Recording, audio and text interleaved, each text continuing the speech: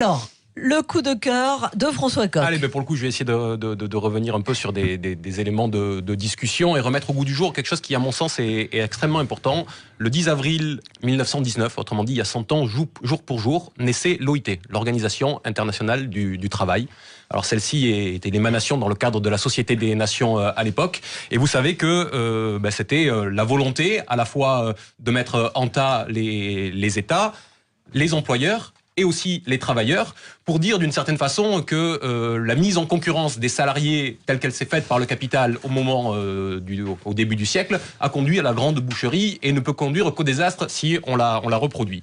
Depuis, l'OIT est devenue la plus vieille structure au sein de l'Organisation des Nations Unies et elle agit sur des secteurs aussi importants que la promotion du droit des travailleurs, que l'encouragement aux emplois décents, mais aussi pour éliminer le travail forcé ou le travail des enfants. Donc c'est une structure de l'Organisation des Nations Unies qui montre qu'on peut avoir des structures qui englobent l'ensemble des États. Il y a 187 États membres au sein de l'OIT et qui agissent dans l'intérêt de tous.